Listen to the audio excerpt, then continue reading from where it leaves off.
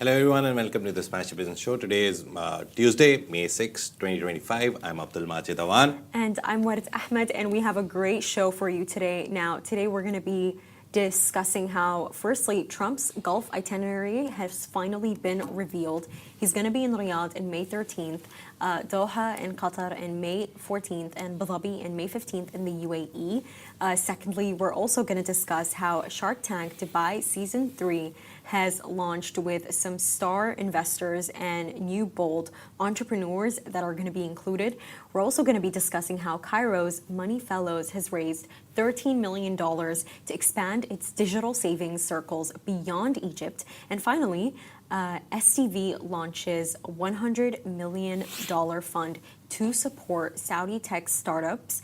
And now finally, Egypt's Rabbit launches in Saudi Arabia backed by regional investors. First thing first, the biggest story of the day, Trump's Gulf itinerary has been revealed. US President Donald Trump will begin his Middle East tour in Riyadh on May 13, then visit Doha on May 14, and conclude in Abu Dhabi on May 15. That's according to a report from Axios. The timing of the trip is notable. It coincides with high-level economic and defense announcements. Now, in Riyadh, Trump is expected to attend the Saudi-U.S. Investment Forum, an invite-only gathering where multi-trillion-dollar deals will be discussed. Sectors in focus include energy, minerals, artificial intelligence, healthcare, and advanced manufacturing. Now, the forum is a part of a wider efforts to deepen economic cooperation between Washington and the Gulf. And the visit also aligns with a proposed $100 billion arms deal between the US and Saudi Arabia, one of the largest in American history. This was reported by Reuters. Saudi Arabia has already pledged $600 billion in investment into the United States over the next 4 years. Meanwhile, the UAE plans to invest $1.4 trillion in the US over the next decade. Now, the Gulf tour also interestingly comes just after a major real estate announcement in Qatar. Now, Qatari DR and Dubai-based Star Global have unveiled plans for a $3 billion Trump International Golf Club and Villas project in Siasma, 40 kilometers north of Doha. Now, the development includes resorts, an 18-hole golf course, a marina, and a retail space. Qatari DR will manage the project. It follows Dar Global's earlier launch of the Trump International Hotel and Tower in Dubai, said to be one of the city's tallest at 350 meters. It marks the fifth collaboration between Dar Global and the Trump organization. Now, I think what's interesting here is the fact that he's visiting Saudi first. I think, because if you take a look at it, he's visiting Saudi first in May 13th, May 14th is Qatar, and May 15th is the UAE. He has already signed a $1.4 trillion deal with the UAE, which they're going to be investing over the next decade. So I think for him, the main focus is, I need to make sure that I walk out with that $1 trillion that I asked for in Davos when I reach Saudi. He's coming here for money. He will get money because it is the capital of the region right now. The whole world's capital is like concentrated right now in the Middle East. Saudi, UAE, Qatar, Kuwait, to an extent Bahrain, Oman. Everyone is doing good. And that takes us to our second story of the day. Shark Tank Dubai is officially back for season 3. The hit entrepreneur reality show returns to Dubai TV with a fresh lineup of high-stakes pitches, ambitious founders, and heavyweight investors. This season will feature over 77 entrepreneurs from across the UAE and beyond competing for investment from a panel of global business leaders. Now, backed by the Dubai Economic Agenda D33, the show continues to serve as a platform for driving innovation and attracting foreign investment. Now, in season 2 alone, more than 31 million dirhams were invested across 27 ventures, highlighting the real-world business impact of the program. Season's 3 core panel of investors include some of the region's most influential names and the usual suspects: Eli Khoury, Faisal Behlul, and Amira Sajwani. Eli Khoury runs Vivium. Faisal Behlul has a conglomerate of different businesses. Amira Sajwani is the MD of Damag Properties. Together, they bring deep expertise across industries like marketing, healthcare, and real estate. And and are on the lookout for the next breakthrough idea. Now, the show will also feature a rotating roster of guest sharks, among them beauty mogul Mona Katan, venture capitalist Noor Suwaid, retail leader Adil Sajan, and entrepreneur Mona Ataya, and US-based investor Matt Higgins. Now, their participation is definitely going to bring a mix of local insight and international capital to the table. And Shark Tank Dubai airs every Monday on Dubai TV with a repeat broadcast on Sundays, where Dubai won. The series continues to reflect Dubai's ambition to position itself as a global innovation and investment hub. Even the second season, I remember we did a story on the guest judges, because those are like the main ones, because the main three core judges have stayed same throughout the 3 seasons. But I have realized over the years that Dubai Shark Tank, the Shark Tank Dubai, doesn't stand up to what actually the Shark Tank is. There is some kind of spark that they're missing. And I've realized that after watching the second season, some parts, I think it's because mainly they do it in Arabic, so it's only for the Arabic world. But if they can do a dubbing version where they can dub everything in English. I think it has to do with distribution, Majid. Distribution, because I watched it, and if you, especially with Amira Sajwani, Yeah. oh man, she's so empowering. Even the way that she's speaking, it's really entertaining. I think it's the fact that I think it was streaming on OSN. It's the fact that it's not on places like Netflix. Yeah. You know, I feel like these are the streaming services that people are using, and that's Most where of them people are watching things like subscription Dubai based. Bling. So if you don't have a subscription, you can't watch it. But there's this good thing that people take clips and put it on social media, so you can see the main highlights. The only problem for me is the English dubbing. I think they should have, because it's very, sometimes it's very weird that Adil Sajan from Danube, he never speaks Arabic, he doesn't know Arabic. But in the show, all the judges are talking in Arabic, and then Adil Sajan starts speaking in English. So I think they need to find a sweet spot where the language barrier, or what identity they want to carry. If they want to carry the English identity, the Arabic identity, even Adil Sajan's part should be at least dubbed in Arabic. So his part should be dubbed. So it becomes quite Even complicated and confusing for a person like me who wants to watch it, because it starts in Arabic and I'm like, okay, where's the subtitles? And then as soon as I go forward, sometimes I'm like, okay, I understand this guy saying this. But then I again go to the subtitles. So visually, it's not that appealing also, because I have to go from subtitles to listening to the person to subtitles. So they're trying. It's just the season 3. Soon enough, I think they will bring it into something better, or maybe use dubbing.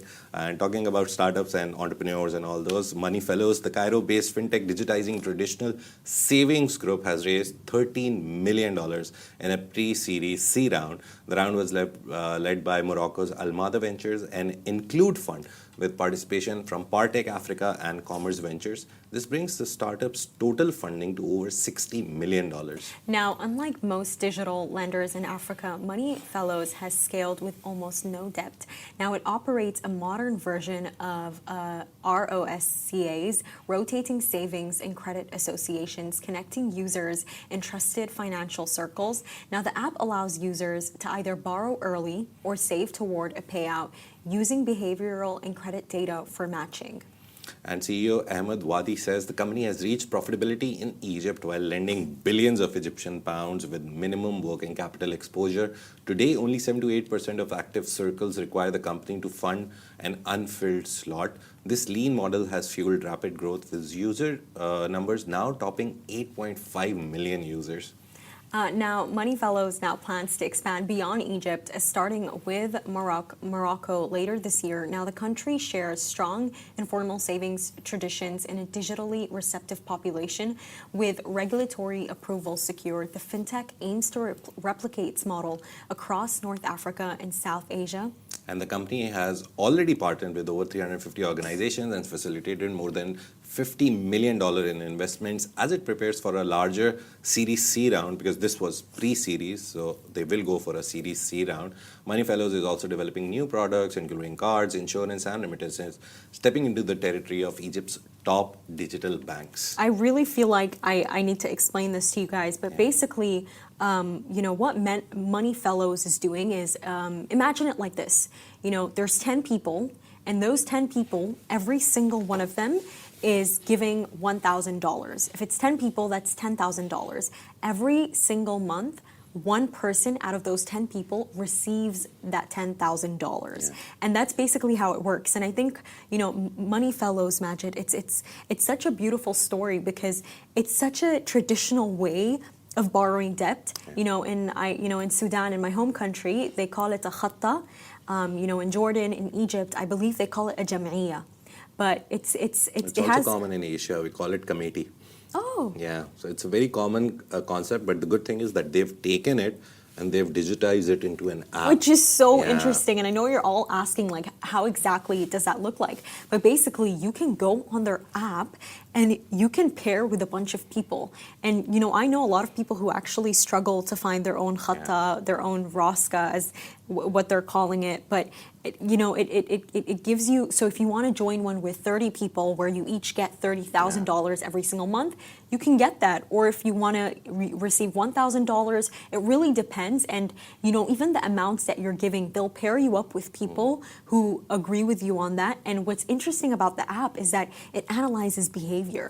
So if you're someone who does not pay on time, probably, or, you have a way of, they'll analyze that and they'll pair you with people like that. And I think for me, hearing that MoneyFellows has become profitable, that's such great news because they took an ancient traditional practice and they digitalized it. And I think that's why this entire startup, that's why it's going to become so successful. In our countries, like in the Asian region, it was also a very big scam model because a lot of neighborhood people who would start this thing be like, okay, let's come together, 15, 20, 30 people. They would bring together people, and usually they were a very important person in the community. They would bring everyone, and then they will like, okay, everyone, let's start a committee, and then they'll start a committee, and that person will run away with the money as soon as everyone pays. So this digitizing is good because there is behavioral checks. So if someone is doing it, obviously you have an overlord who the app, the publishers of the app who are looking at it. And I was reading this part in the script where it says that sometimes there is, if it's a 10 people pool and one person is missing or one person skips out or anything, the company itself adds that part. So it's very interesting that the company is also lending money. I feel like there's so much goodwill in that they're not willing to let people feel that effect. And I think that's why it makes this the entire idea of, I'm just going to call it a khatta because that's what I'm used to. It makes the idea better because I had this aunt, Majid, before the civil war in Sudan began. She was a part of one where they were all giving money and, they were receiving it. And she chose to be I would never choose that, but she chose to be the last person, a part of the group, to receive the money. So everyone else received it. But guess what happened? The war came, the banks had everyone's gold and money. They didn't have money and they said, we're really sorry, like we can't give you the last of our savings. And she said that I couldn't even be mad at them because I get it, war is war. So I think with apps like these, they protect against things like that happening, where they can pair you with people who their circumstances can allow them to perpetually give you that money and you don't have to, suffer the risk. Nice way of raising loans. I bought my first car through this. So if I needed a 500,000 for the car, and I went into a committee, and they actually in our culture it's a chit. So they write all the names and they just pick a chit. So first is first, second is second. So you don't get a say, but you can swap your numbers. So if you're like third and someone is ninth, you can swap your chits. It's not a problem. But they take out chits, so it's all on chance who will get the first and who will get the last. But it's a very nice way of financing if you want to buy something. I wanted to buy a car. If I would have gone to a bank, I would have to pay nearly 10-15% interest on it. So it was better that I collected money this way. So yeah, interest-free money also. So it's quite Sharia compliant as well. It's a very nice idea, to be honest. Coming out of Egypt again, we always talk about UAE and Saudi startups, but Egypt is also doing very innovative, very new things. But let's go back to Saudi Arabia. And Saudi Arabia's leading venture capital firm, STV, has launched a new 100 million fund aimed at accelerating the growth of local tech startups. The initiative forms part of a wider strategy to empower Saudi's tech ecosystem and align with the kingdom's Vision 2030 goals. Now, unlike traditional funding models, this new fund provides capital without taking equity from the founders. Now, backed by SAB Invest's Alternative Financing Fund, the National Technology Development Program, and several prominent family offices, the move is seen as a bold step to nurture innovation while keeping control in the hands of entrepreneurs. And this fund is part of STV's broader Total Growth platform, which was launched at LEAP 23 conference in Riyadh. The platform began with $150 million in backing and now combines both equity and debt financing to offer startups flexible funding tailored to their growth stage. Now, a key highlight of the initiative is Tamanni, a Sharia-compliant, non-dilutive loan product. Now, Tanammi allows founders to raise capital without giving up ownership, a move expected to attract a broader range of tech entrepreneurs seeking sustainable growth within the region. And Abdul Rahman Tarabzuni, founder and CEO of STV, said the new phase builds on 5 years of backing standout startups in Saudi Arabia. With STV Total Growth, the firm is expanding its impact, combining financial muscle with industry know-how to help tech companies grow regionally and globally. And I think funds like these, they're so necessary. But, this just brought a topic to my mind, Majid. Like, I want to ask, what do you think about this? Lately, I've been reading a lot, and there are a lot of people who are against how, it seems to be that the business world is always championing startups that are actually losing money and have negative balance sheets that are going concern, but they seem to be encouraging them. They seem to be proud of them. And, I have a friend, they work for this company, and this company, it's like a startup, they've had multiple rounds and they've raised money, but the model is failing. It's secretly failing, but the founder is not even aware of it. With things like, what do you think about that? My idea is negative flows are very common, to be honest, across the globe, but they're very common in very high-level growth and very high-level startups, which are at Series D, C, or nearly becoming a unicorn.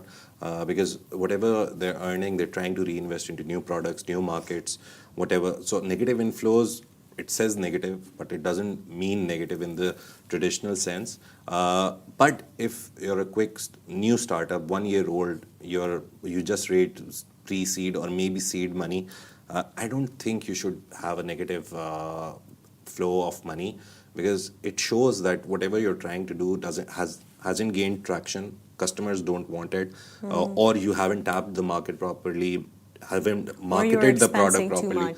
So yeah, there's like 100 problems that I can think of because of negative cash flow. Like, I don't have enough money in the bank and I'm going in debt, I'm going in this. So if you're starting something, the best idea is to always, best thing that you can do is be at break even.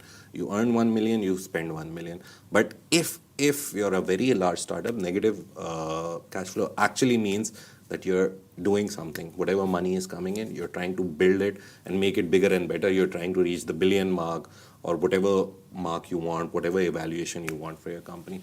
So yeah, very two-edged sword. No idea what startups we're talking about here.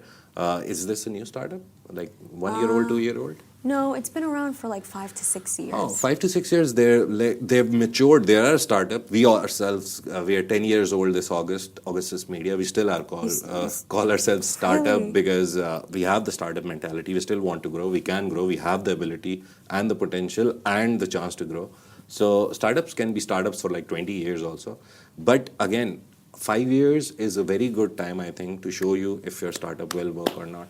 And if it doesn't work, by that time, I think you should pull out. Not pull out in the sense that, okay, let's wrap it up, but try to minimize the expenses and see, or just sit down on the table and find out the problem. So yeah, negative cash flow, not a bad thing, but if it's constant, if it's from the start and it's not going towards a good place, I think even if you don't shut down, just sit down and rethink what's happening. Yeah. But Yes. speaking of startups, Egyptian quick commerce startup Rabbit has officially launched operations in Saudi Arabia, setting up its regional headquarters in Riyadh. Now, the move marks a major milestone in Rabbit's regional expansion strategy and demonstrates growing investor confidence in the company's business model. Rabbit's entry to the kingdom comes with new funding from prominent regional venture capital firms, including Lorex Capital and Global Ventures. While the exact amount of the investment remains undisclosed, the capital will be used to strengthen the startup's technology, logistics infrastructure, and talent acquisition. Now, founded in 2021 by Ahmed Yusri, Rabbit made headlines for delivering groceries and everyday essentials in under 20 minutes through neighborhood-based dark stores and proprietary software. Now, the company is bringing the same promise of speed and efficiency to Saudi consumers. And the Saudi rollout begins in Riyadh, where Rabbit has already activated fulfillment centers designed for high-speed local delivery. The startup has set an ambitious goal of delivering 20 million items across the kingdom's major cities by the year 2026. Now, co-founder Ahmed Yusri says Rabbit's Saudi team is built with local talent, ensuring the service is customized for Saudi households. Now, we're focused on bringing families their favorite items in just minutes, he said. The company sees Saudi Arabia as a key market in its long-term Middle East growth strategy. Now, it's interesting how, they're doing what basically Noon Minutes is doing here in the UAE. It's just Noon Minutes has not expanded yet to Saudi Arabia. So it will be interesting to see. I do think it will expand. Yeah. Definitely an expansion will come there. 50% they're owned by PIF, so obviously they will. Noon is available there, but Noon Minutes is not. Noon itself is their food delivery. The main thing is they're going into a very saturated market where there's this Chinese giant, Meituan, and they have their subsidiary Keeta there. They have Hunger Station, they have Delivery Hero back. There's like so many players. There's a UK startup which recently came to... Keeta is not UK. Keeta is Chinese. It's owned by Meituan, the Chinese. There's a UK-based startup which recently came to UAE, and in their whole thing, they said that they want to go next to Saudi Arabia.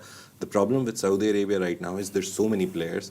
The market is so difficult to get in. I remember we talked about the Keeta and Meituan story on the show as well.